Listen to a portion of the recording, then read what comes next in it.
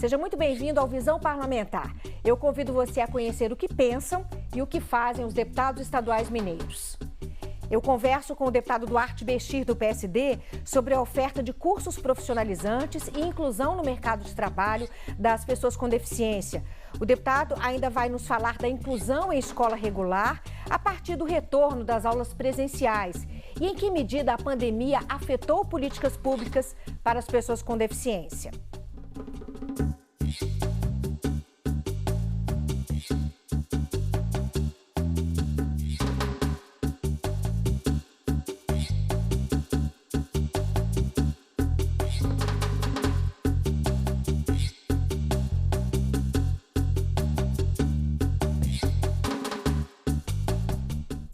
Deputado, muito obrigada pela entrevista.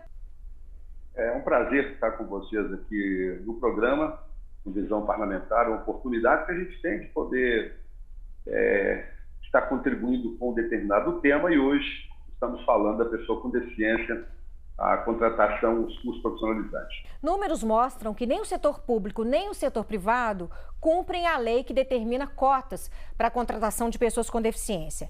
Somente cerca da metade das vagas reservadas são ocupadas. Por que essa lei não é cumprida, deputado? Nós participamos na última sexta-feira, na última quarta-feira, de uma audiência pública da comissão. E nós ouvimos dois lados importantes. Nós ouvimos um lado que diz que a falta de oportunidade de trabalho é porque não se oferece o curso profissionalizante. E ouvimos também uma outra parte um pouco menor que diz que as empresas que optam por algumas pessoas que têm determinada deficiência para adequar a necessidade dela, e que as empresas não estariam dispostas, a princípio, de levar para os seus quadros toda e qualquer deficiência, e a empresa dar essa oportunidade à pessoa. Eu vou ficar com a primeira afirmação, que é de que falta treinamento, falta capacitação. Porque as escolas especiais, elas tiveram aí uma fase que estavam para serem fechadas. Vocês lembram do trabalho que nós fizemos? E eu quero reportar aqui o nome da secretária de Estado, Macaé Evaristo, que nos deu uma oportunidade que essas escolas permanecessem abertas e que se fortalecessem no futuro. A Macaé deu espaço importante e a atual secretária, ela tem demonstrado a sua decisão clara de fortalecer o ensino especial. Então, esse processo, como a gente está vendo que ainda não se tem nas escolas as pessoas preparadas, falta capacitação, é porque estamos vivendo um momento novo das escolas especiais em Minas Gerais. Agora sim, essas escolas existem em rede. Imagina você, André, que essas escolas, o Estado era o controlador, mas não existia em rede, elas não se comunicavam, uma diretora não conhecia a outra, não se debatiam as necessidades. Muitas delas, por exemplo, as oficinas pedagógicas, elas viviam com contribuições de pais da sociedade, seja comercial, ou seja, a própria sociedade que via essa dificuldade, e alimentavam uma parte do sistema. Agora, a secretária Júlia, dando essa cara nova, essa responsabilidade, convivendo com as outras escolas, umas interagindo com as outras, buscando alternativas. Então, o CREI que hoje está sendo implantado, nos moldes que foi implantado em Diamantina, no governo anterior, serão uma vitória, serão um novo momento para as escolas especiais e, consequentemente, para as pessoas com deficiência. Então, eu acho que a situação das escolas especiais, nesse novo modelo da secretária Júlia, nesse novo modelo do atual governo, tem tudo para dar certo. E que essas crianças alcançarão, com certeza, as vagas e oportunizadas pelas empresas, mediante o preparo, mediante a sua inclusão no mercado de trabalho, tendo em vista a necessidade da capacitação. Então, o gargalo, então, é a capacitação, né? Alguns alunos com deficiência concluem o estudo, mas acabam ficando em casa porque não tem essa capacitação. Eu pergunto para o senhor, porque muitas vezes a empresa tem a vaga, mas a empresa não quer capacitar, né? Ela espera que o Estado o faça. Eu pergunto para o senhor, as empresas também têm responsabilidade sobre isso? Afinal, a inclusão da pessoa com deficiência na sociedade é uma responsabilidade de todos, né? Não é só uma responsabilidade do governo. Em que medida as empresas também têm que fazer sua parte? As empresas, no primeiro momento, eu visitei as escolas especiais durante o nosso mandato como presidente da comissão e ouvi alguns relatos muito interessantes. Algumas redes de supermercado, por exemplo, aqui em Belo Horizonte, oportunizam algumas escolas mandarem os seus alunos que estão lá concluindo o 9º ano para poder trabalharem em supermercados.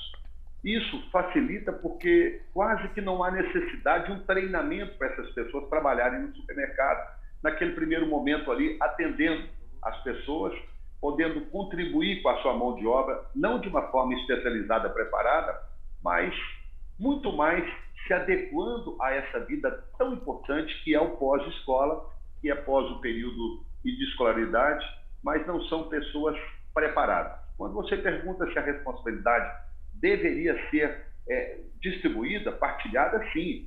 As boas empresas que querem cumprir a legislação, elas poderiam fazer a capacitação mediante as suas necessidades. Então, ela tem a necessidade, ela vai ter que buscar no mercado aquelas pessoas e oportunizar que essas pessoas possam estarem sendo preparadas nas suas empresas. O governo, eu tenho toda certeza que nos próximos anos, o período pós-pandemia que nós estamos vivenciando, o governo vai alcançar resultados diferentes do de hoje. Nós estamos saindo da pandemia agora, 2 anos totalmente parados. Daqui para frente, os CREs sendo implantados.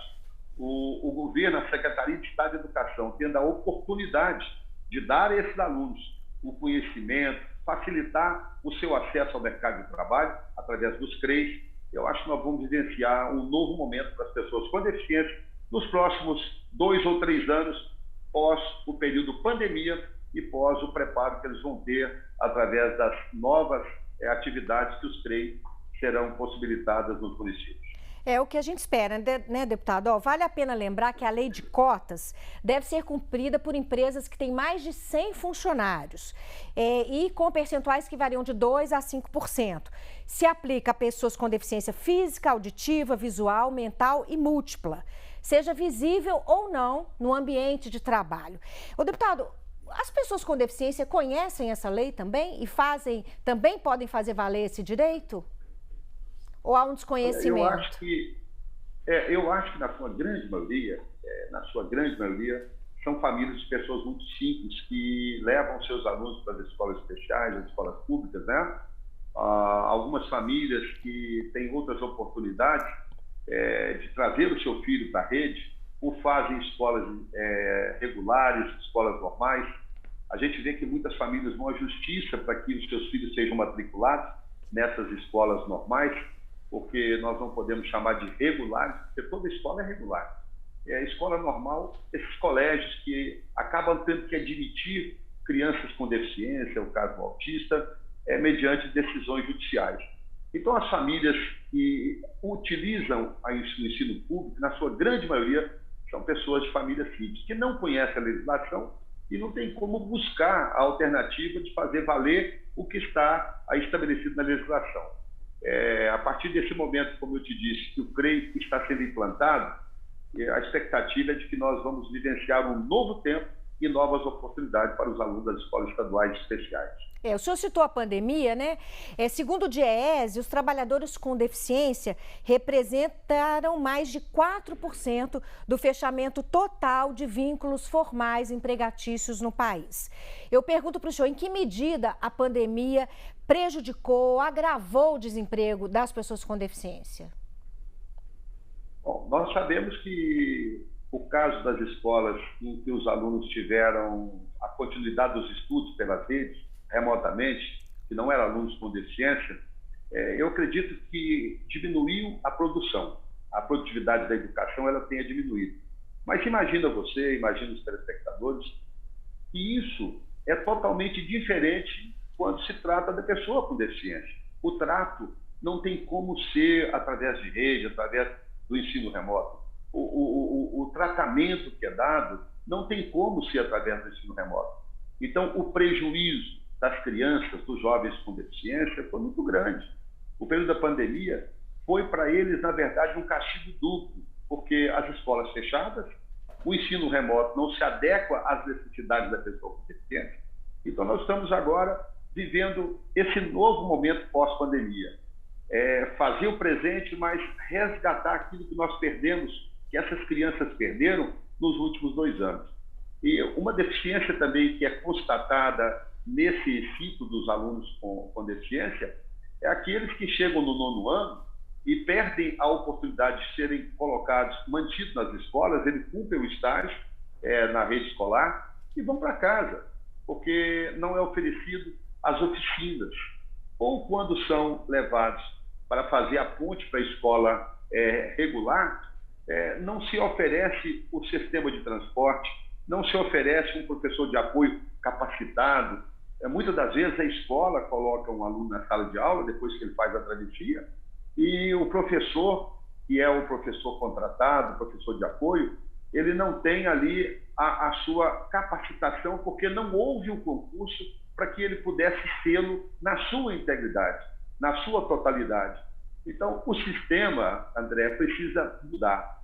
Se é que, a partir de agora, esse governo, a secretária Júlia, eu quero aqui dizer, com toda qualidade, que ela tem mostrado eficiência, mas que o resgate foi da secretária anterior, a Macaia Evaristo, nós temos tudo para crescer. Mas eu confesso que em Minas Gerais, e eu visitei outros estados, eu tive conhecendo um sistema em Brasília que é muito mais avançado do que o nosso de apoio ao aluno com deficiência.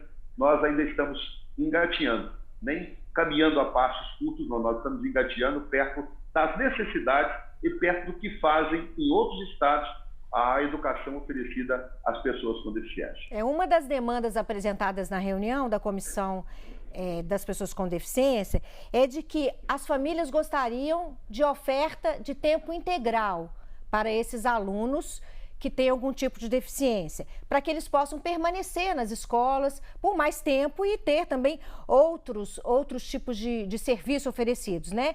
Para muitos alunos, o deslocamento é muito difícil, né? Fica caro para as famílias. O senhor acha viável?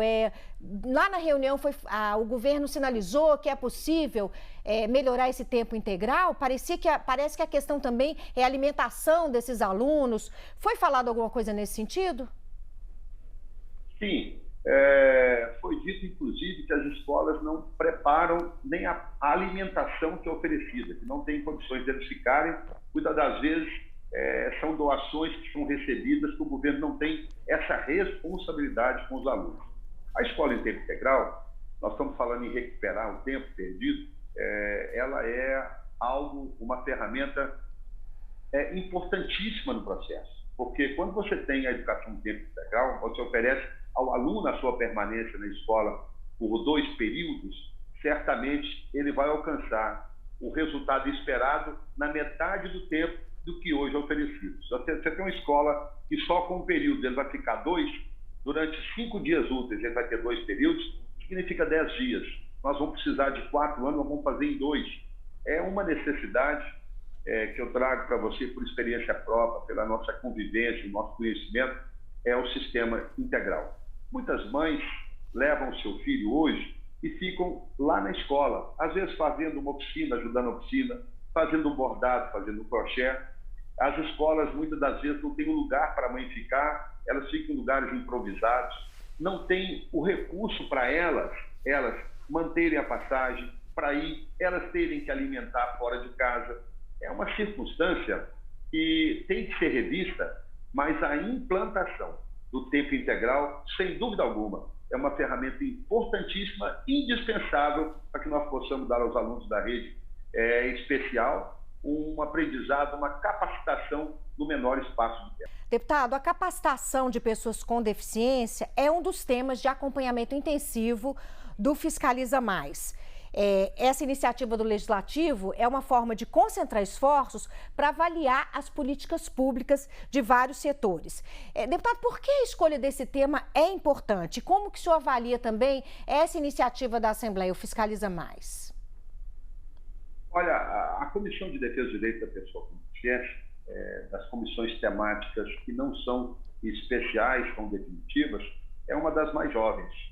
Ela teve início quando o nosso ex-presidente Diniz Pinheiro, em reunião conosco, reconheceu a necessidade desse tema, que é tão propositivo, tão necessário e que andava abandonado.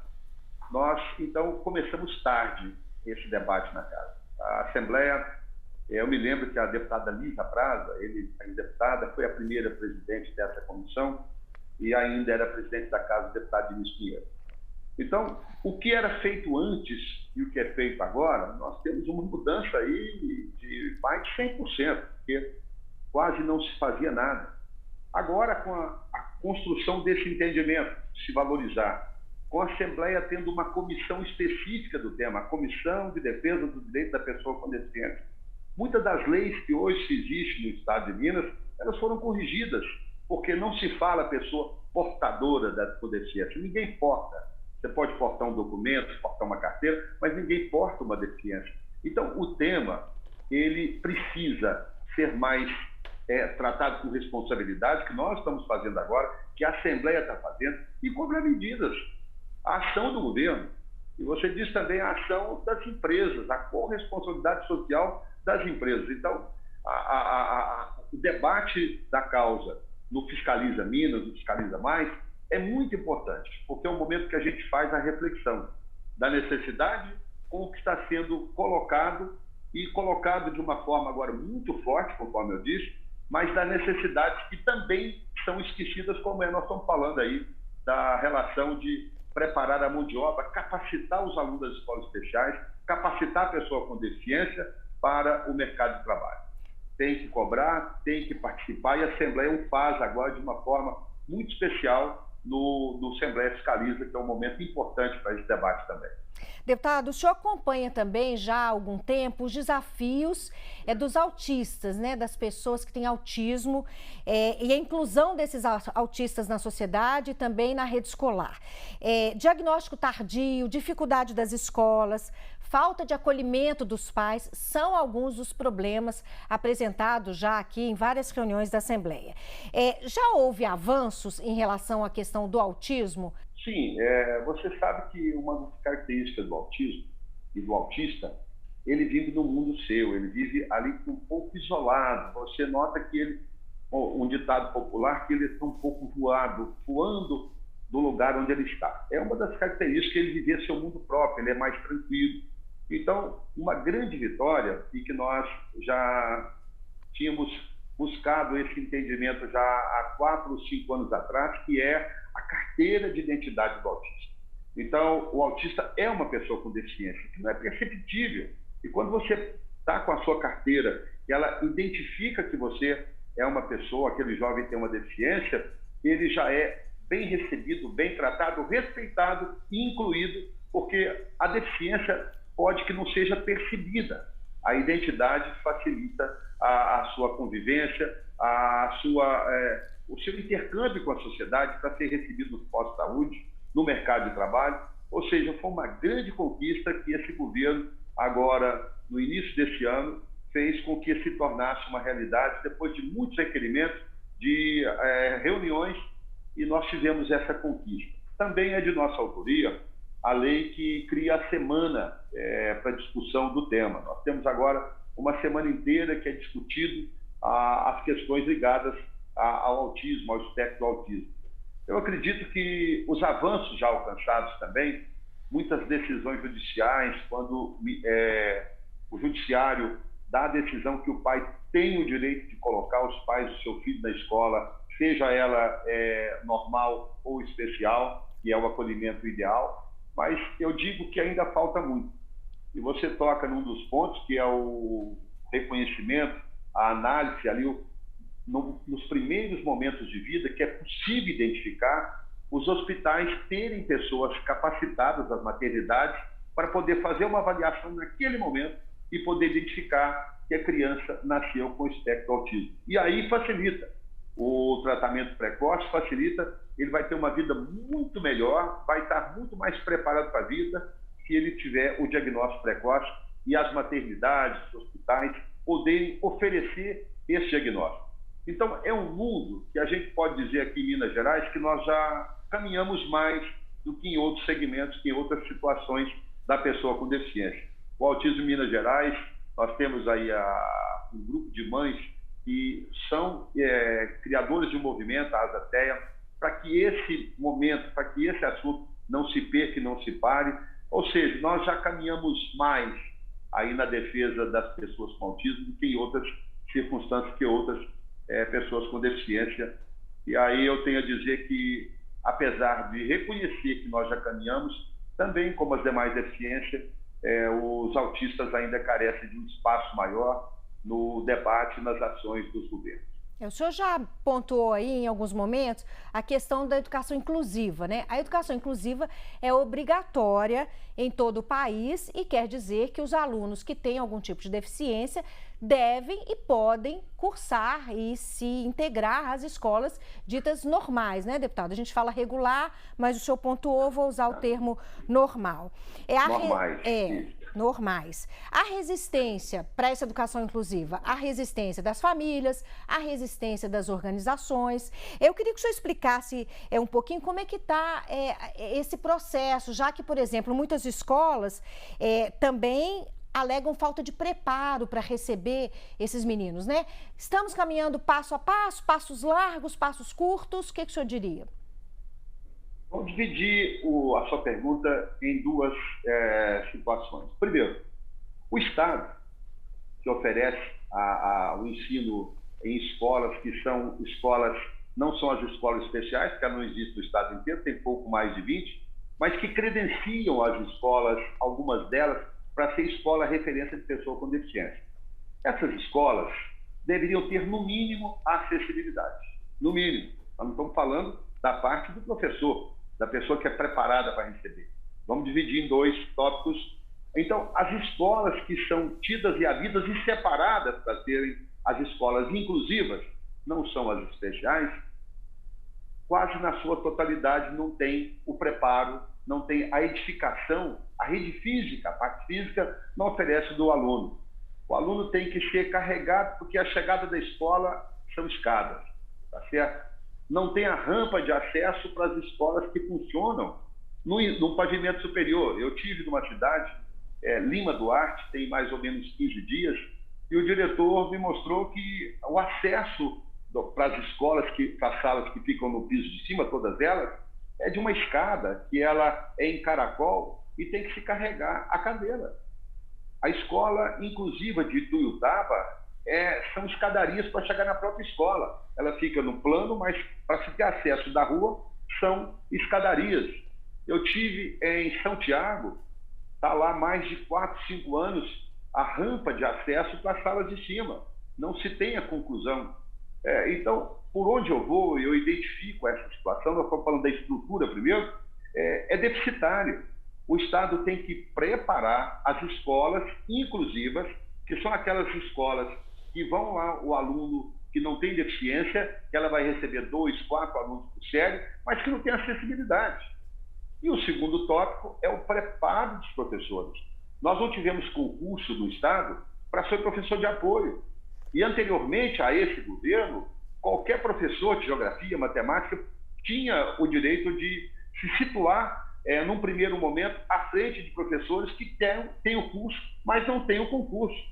Então, você tem os professores de apoio que fizeram os cursos preparatórios para sê-lo. E você tem o professor de geografia, matemática, português, que era o dono da vaga na frente de quem tinha o preparo, mas não tinha o concurso. Então, se dava oportunidade para os professores concursados, mesmo sem a experiência, e não dava para o professor de apoio que tinha experiência, mas não era concursado. Esse governo, a secretária Júlia, ela disse, não, quem vai ter preferência primeiro são os professores preparados.